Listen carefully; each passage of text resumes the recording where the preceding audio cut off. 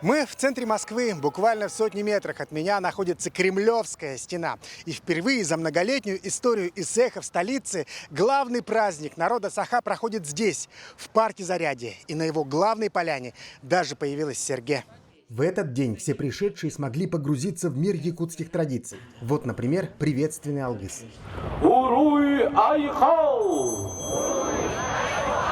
А это уже танец с чуронами и церемония кумысопития.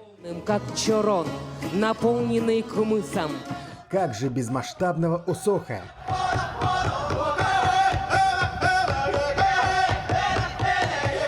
Отдельная часть церемонии открытия была посвящена историческим ИСЭХам 1944 года. Тогда по всей республике провели более 200 торжеств в честь защитников Отечества. Этот праздник посвящен 80-летию победы в Великой Отечественной войне.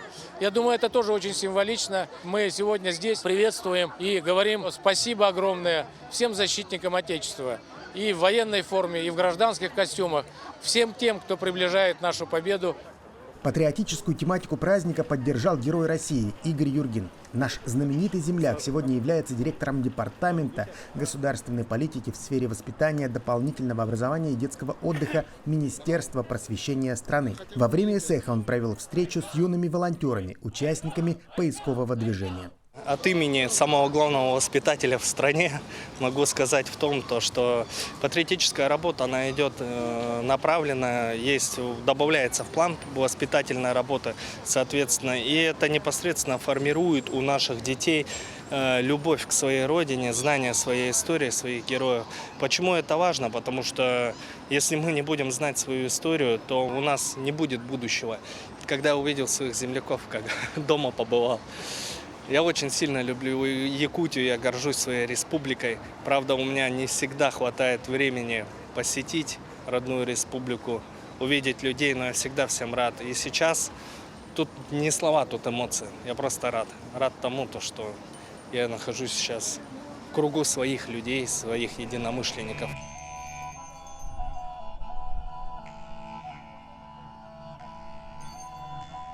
В этом году ИСЭХ в Москве проводил Амгинский улус, и перед организаторами стояла сложная задача – соблюсти все правила администрации Зарядья и по максимуму задействовать непростое пространство ландшафтного парка.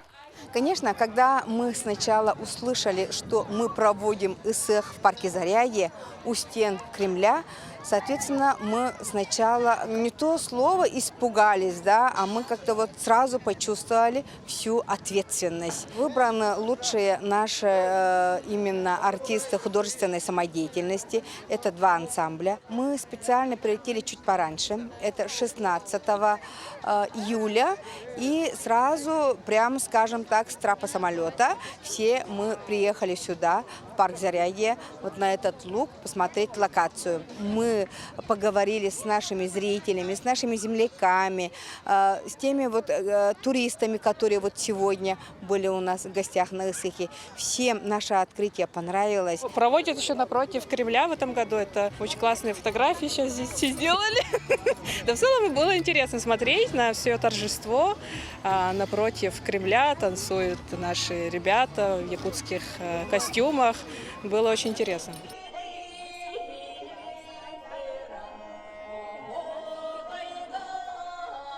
Делегации 63 человека прибыли, это участники, культурной программы, организаторы, это те, кто у нас проводит мастер-классы, спортивные состязания. Сегодня в течение дня они все будут разбросаны, все по Большому парку Зарядье, по разным локациям будут проводить наши национальные конкурсы, национальные состязания. Настроение отличное, прямо такое приподнятое.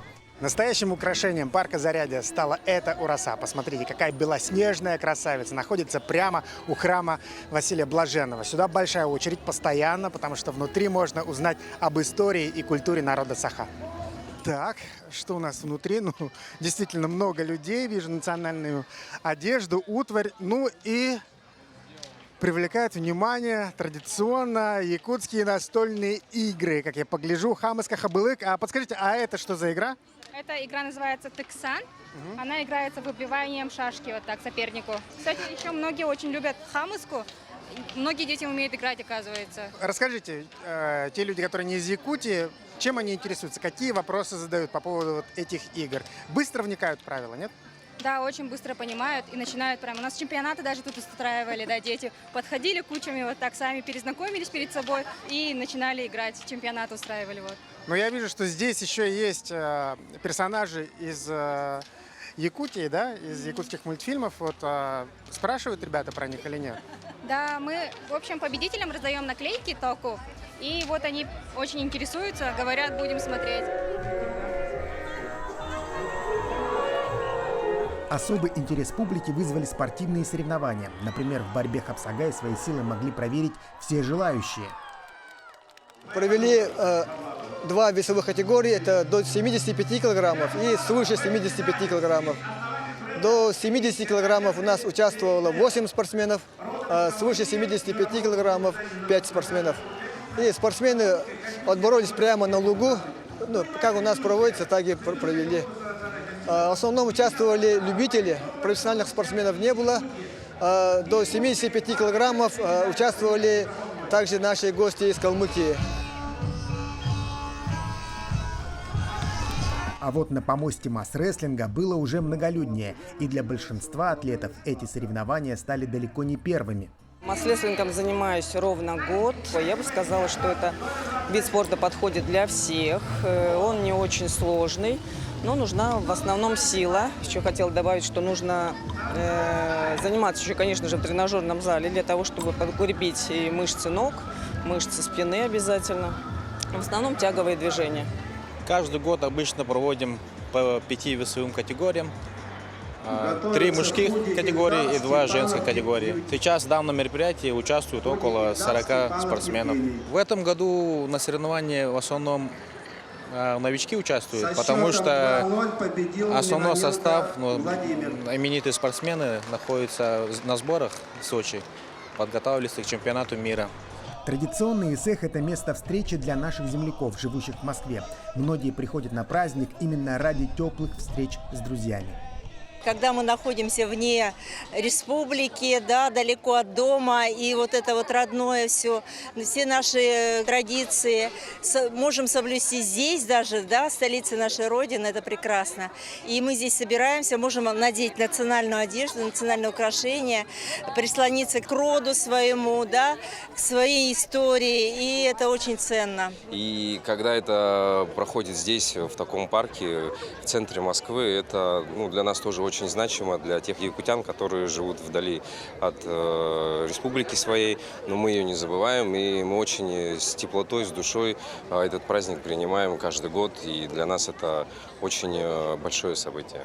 Я стараюсь каждый год посещать ИСЭХ. Это такая возможность вернуться на родину, увидеть знакомых, встретить, надеть сережки, правда, действительно своих каждый год надевают. Я обязательно сегодня хочу повязать солому, загадать желание, и я очень сильно верю, что оно обязательно сбудется. В этом году решил купить себе костюм национальный якутский. Я думаю, что у каждого жителя республики должен быть частичка Якутии. Она должна быть как в душе, так и внешне. К ИСЭХу Аланхо, который прошел в этом году в Нервийском районе, вот я приобрел костюм. Данный хамус мне подарили наши братья из Вилюйска. Учился играть на хамусе. К ИСЭХу Аланхо научился играть.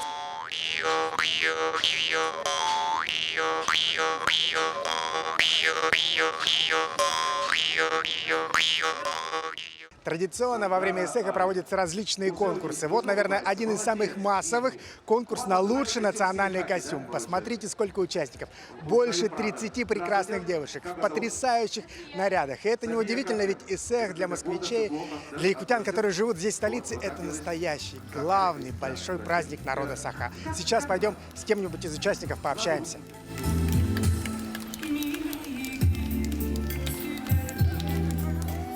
Я сегодня участвую в конкурсе якутского костюма. У меня платье, шитое моей мамой для ИСЭХа Аланхо в Нерингре. Он недавно прошел в Якутии. А очки изготовил мой папа. Он ювелир, и он сделал их из серебряной пластины с авторским рисунком, ручная работа. Вот. И украшения тоже моя подруга Лия сделала. Вот такой комплект современной якутской моды у меня получился. Да. Ну как реагируют на него? Я пока прошла в нем только вот до площадки конкурса. Дело в том, что сегодня сколько? Плюс 28. Это меховое платье, поэтому еще не очень много успела, но все очень классно реагируют на очки, спрашивают, где сделали. Мы очень ждали ИСЭХ, каждый год стараемся посещать наш праздник. Когда узнала про конкурс, мы в первую очередь, конечно же, задумались, сможем ли мы поехать. Когда поняли, что по плану у нас все стыкуется, решили обязательно участвовать. Мы любим такие конкурсы, тем более у нас есть такие красивые наряды и украшения ручной работы, которые нам подарила тетя Валентина из Нервинского района. Тетя Валя, привет и огромное спасибо.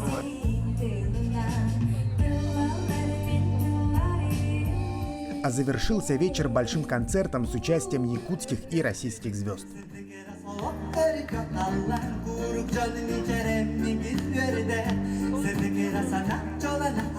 Вообще для меня это большая честь быть частью этого большого праздника.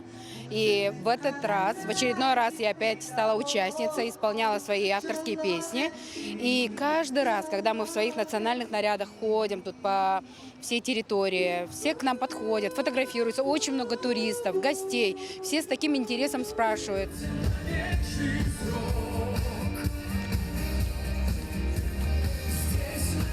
Шикарные артисты. И самое главное, вначале было очень весело быть в этом Осохой, да. На самом деле мы шли мимо, услышали интересные звуки, красивую музыку и решили заглянуть. Вот. Ну и в целом нам очень нравится, потому что мы сами с севера. Откуда вы? Откуда вы приехали и как вам концерт? Классно, Мария, Йошкар-Ола, но похожа музыка, что марийцы, что якуты. Мы же наравне, у нас такая же музыка, как и у вас, поэтому замечательно, все красиво, все супер, мне нравится. Таким запомнится ИСЭХ в Зарядье, а ровно через год в Москве вновь соберутся тысячи людей, чтобы вместе встретить праздник, получить благословение и взяться за руки в едином танце Осохай.